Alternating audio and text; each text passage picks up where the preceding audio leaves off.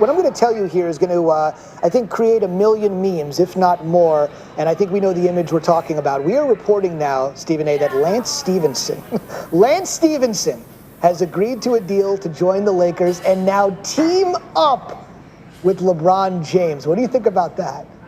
Well, that's hilarious. Number one. It is, right? Number two. Chances are he won't be blowing in LeBron James' ear this time, and if he was, LeBron James wouldn't mind. So it's one of those situations. Lance Stephenson is a guy that has excelled in Indiana, but nowhere else. But he's never played with the likes of LeBron James, so it's going to be real interesting to see him, Kentavious Caldwell-Pope, along with the rest of the crew that they have. Obviously, they're building something in Los Angeles, but it all gets ignited by LeBron James. You're going to see a lot of people willing to come in now. No question about it. LeBron will bring people to the table, particularly those that want to be in championship form. Stephen A., hang tight. We're going to bring back in Michael Wilbon because this Lance Stephenson story is just, frankly, too juicy and too hilarious in the words of Stephen A. Okay, so we obviously know the history. Stephen A. mentioned it, the blowing in the ear, all that stuff. So what do you make of it? Lance and LeBron together in Lakerland.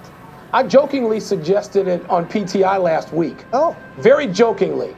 But, you know, there was a reason. We've seen this before. Again, let's not act like everything is so new. This will be a hilarious pairing. Yes. Predictable in this way. We've seen this with Michael Jordan and Dennis Rodman. Yeah.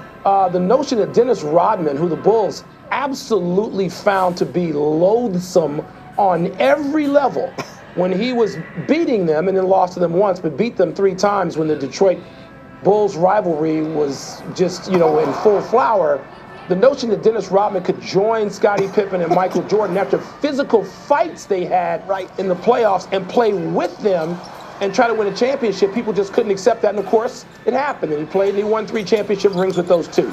So Lance Stephenson going to Los Angeles to play with LeBron, you know, what do? You co-opt the person who annoys you the most. And I'm sure that Lance Stephenson, while not having a lot of team success against LeBron James, has certainly annoyed him the most. How do you take that out of play?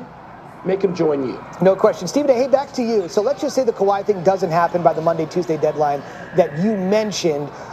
Clearly, the Lakers are not going to go into this season currently constituted the way they stand right now on this Sunday, July 1st. Stephen A., we give you the GM hat. I'll make you Magic and Pelinka. What's the next thing they should do?